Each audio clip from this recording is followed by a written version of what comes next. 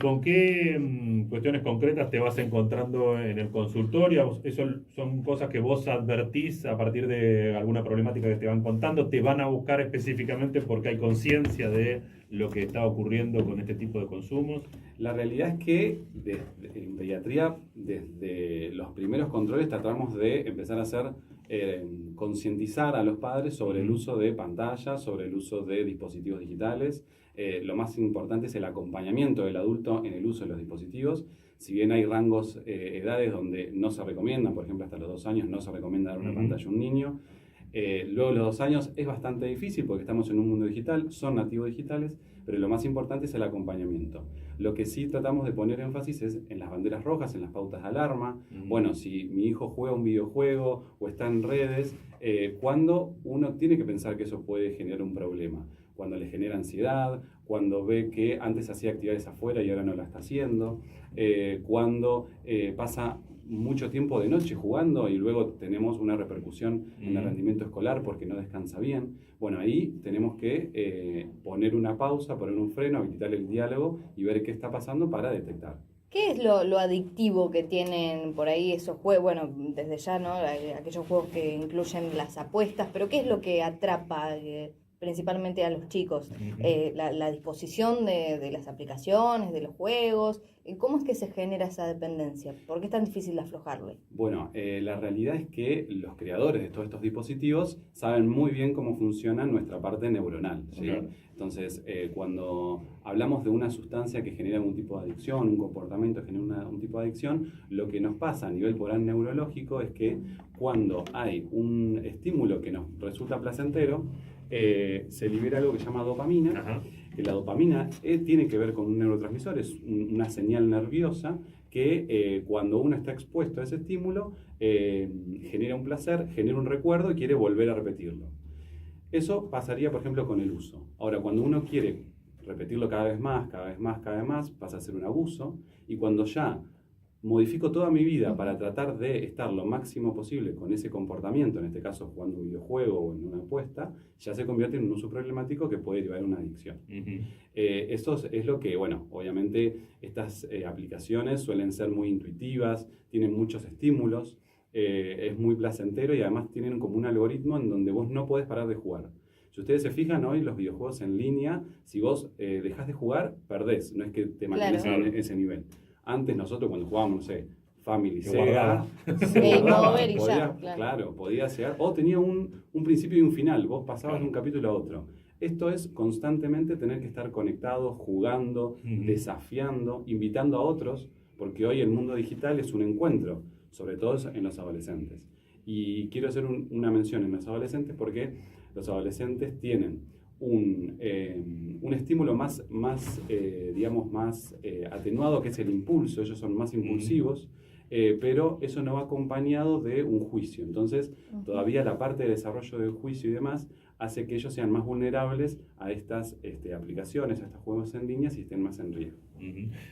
Vuelvo sobre esto de las edades. Recién decías, antes de los 2 años, nada. Después, bueno, medio inevitable, obviamente, algún uso responsable, imagino que es la recomendación, pero desde el punto de vista médico, así como pones este ejemplo de cuando son adolescentes, tienen estos riesgos también porque su conformación o sus herramientas, digamos, para enfrentar eso tienen determinadas características. ¿Qué pasa en el resto de las edades? Y hay también algún tipo de diferenciación respecto a lo que son juegos online, redes sociales o un uso de pantalla de otro tipo de internet. Bien, bueno, hoy tenemos algunos problemas con respecto a las apuestas online, puntualmente. Eso porque pone en riesgo a los chicos que hoy acceden, por ejemplo, a una billetera digital a partir de los 13 años. Con esos pueden acceder a estas aplicaciones que en realidad no son legales porque a partir de los 18 años es legal el juego, digamos, pero bueno, se puede inferir, no hay muchos controles y ahí desencadenan muchos problemas a nivel económico, personal, familiar y tienen muchos riesgos en la parte de ludopatías. Después, en la misma, entre los 9 y los 13 hay mucho del juego en línea, ¿sí? Ahí también hacemos mucha prevención porque es una puerta para el grooming, ¿sí? Recordemos que el que está del otro lado de la pantalla puede ser un chico, un par, o puede ser un adulto buscando una intención. Entonces, también ahí estamos en riesgo porque estos chicos, con el afán de sociabilizar y de por ahí pertenecer a este grupo que juega a los videojuegos, a veces se puede poner en riesgo. Y después el riesgo de los chicos más chiquitos tiene que ver mucho con el desarrollo. Claro. Hoy una pantalla donde un chico ve un video, que por ahí es lo que más se ve en las edades tempranas, en YouTube, un dibujito y demás, hace que sea una pantalla pasiva. El chico no interactúa más que deslizar. Entonces eso nos produce después retraso en el lenguaje, retraso en lo que es el aprendizaje. Tenemos chicos ansiosos que no pueden esperar porque las redes o los videos no te dan una pausa, no se termina. Vos podés continuar y estar todo el día viendo. Tenemos chicos que no aprenden a autocontrolarse emocionalmente y por eso, de acuerdo a la etapa, uno tiene que ir acompañando. Como pediatra orientando a los adultos. Y acá está bueno también aclarar que aunque los chicos son nativos digitales y nacen con el celular y intuitivamente entran en una aplicación y salen en otra, ellos no tienen todavía un juicio de valor sobre lo que están haciendo. Y el adulto sí. Entonces, por más que el adulto dice, no, él lo sabe usar mejor que yo, puede usarlo de una manera mecánica, pero no tiene el conocimiento suficiente para saber qué es un riesgo, qué no es un riesgo. Y ahí el adulto sí es donde se tienen que empoderar, poner límites, abrir la palabra dentro de casa y más que nada que tomen conciencia de los riesgos en cada etapa de la vida. Respecto de las cuestiones preventivas, digamos que más allá de esto, imagino que también es un diálogo permanente porque también estás al límite de si restringís de más o prohibís, es muy accesible también por alguna otra vía que puedan acceder, ¿no? Digamos, ¿cómo es o qué es lo que recomendás y demás?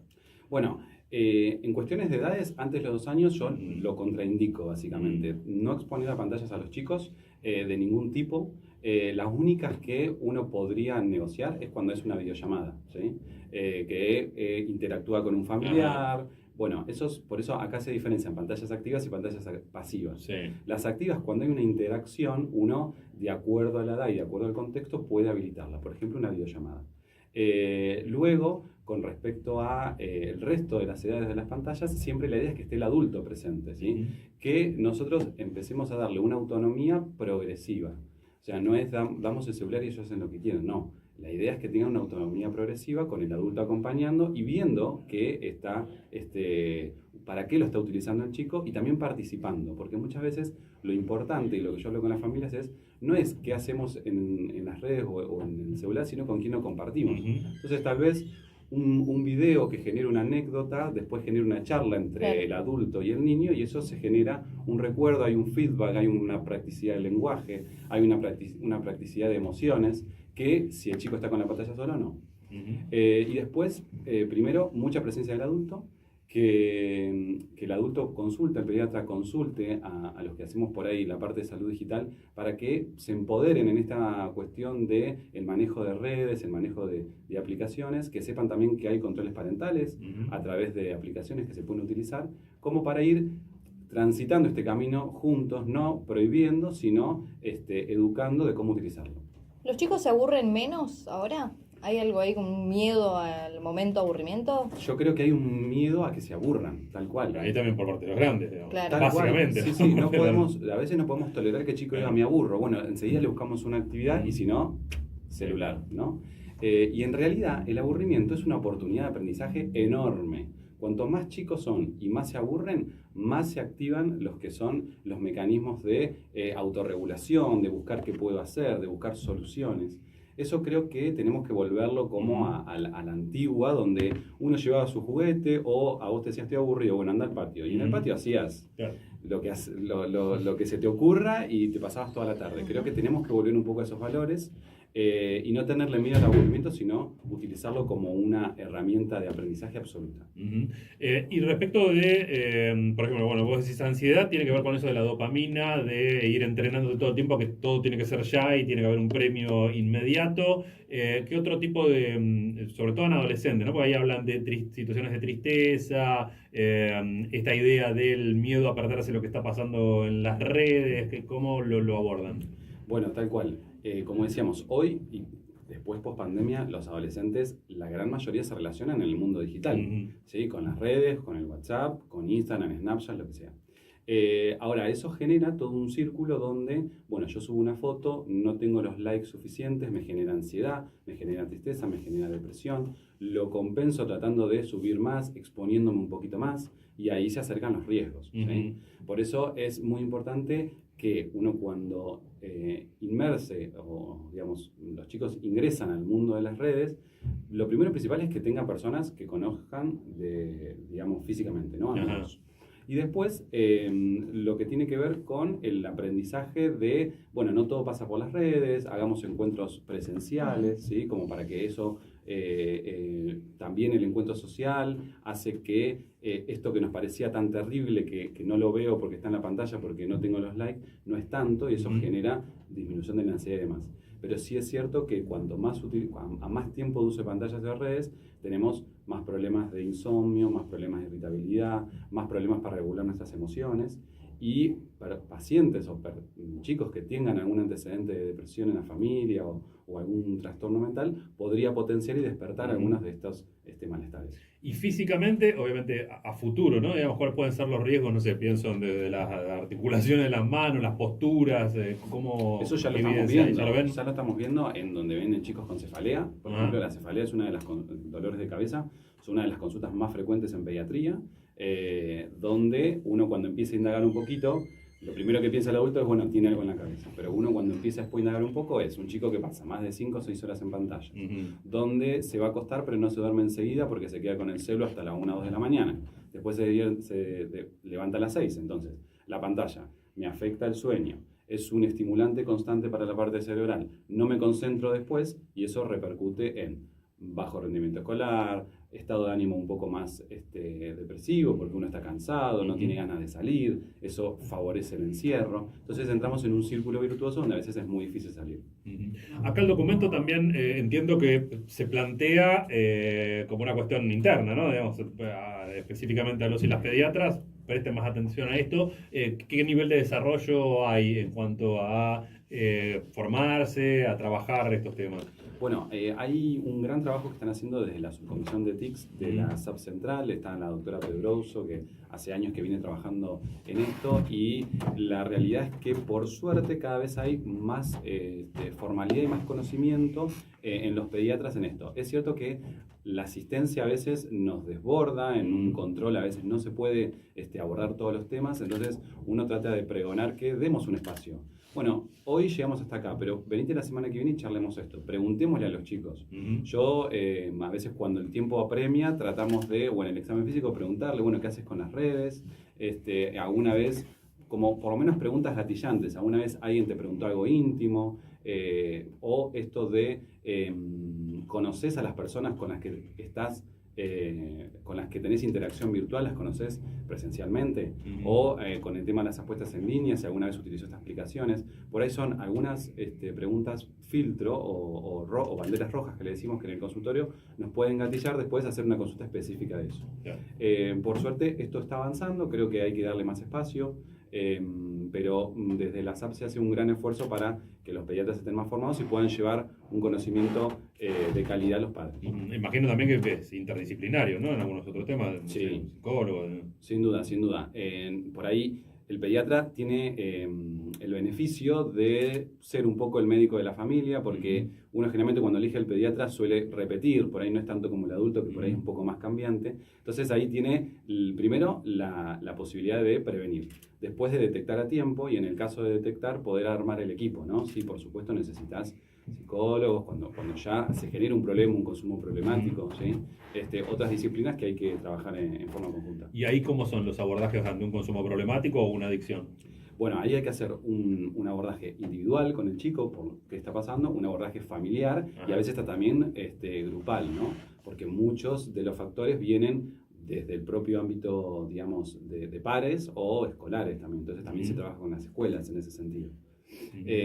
Por ahí, abordar mente individualmente tiene que ver más con terapias, ¿sí? De comportamientos conductuales o con tratar de sacar el foco. A veces es muy difícil cuando ya está instalado el uso problemático.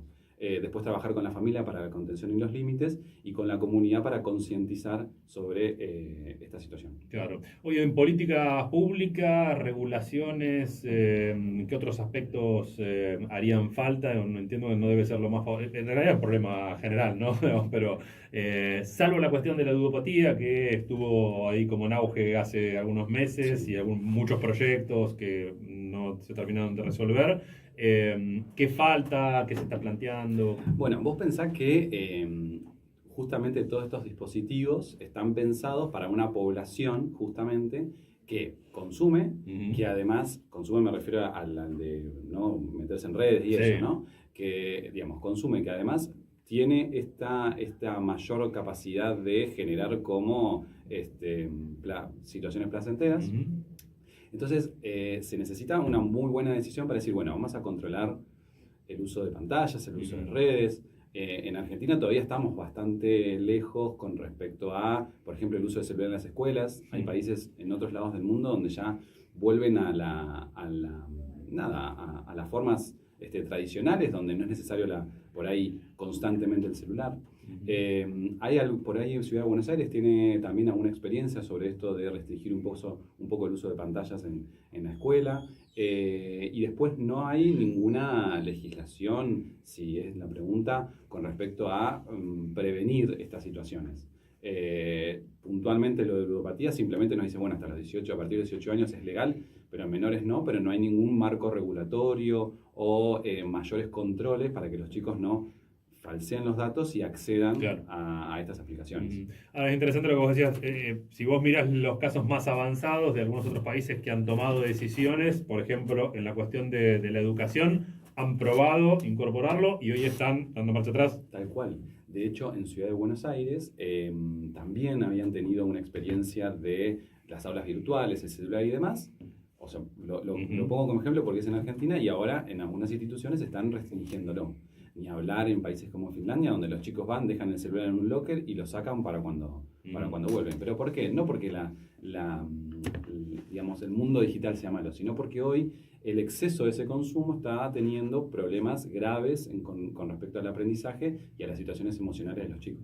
¿Cuánto debería durar, por ejemplo, un video para que un chico le sirva o, digo, en cantidad de minutos, ¿no? Porque los Reels o los TikToks duran 1 minuto o 1 minuto y medio. Y más de eso ya les cuesta quedarse, ¿no? Ahí, por ejemplo, no sé, capaz que no es mirar un video en TikTok, pero sí, no sé, un video en YouTube que les cuente algo con un principio y un final, o qué otros usos sí se le puede dar a todas esas plataformas que tienen un montón de contenido y capaz que algo sí está bueno de eso. Tal cual. Bueno, ahí volvemos al concepto que a mí me gusta siempre volver, es pantallas activas, pantallas pasivas. Uh-huh. Pasivas es yo ver solamente un video y ir pasando de videos. Pantallas activas son todas aquellas que te invitan a preguntar, a reflexionar, ¿sí? Uh-huh. Que tienen que ver, hay aplicaciones que hacen que los chicos tengan que responder, que tienen una dinámica.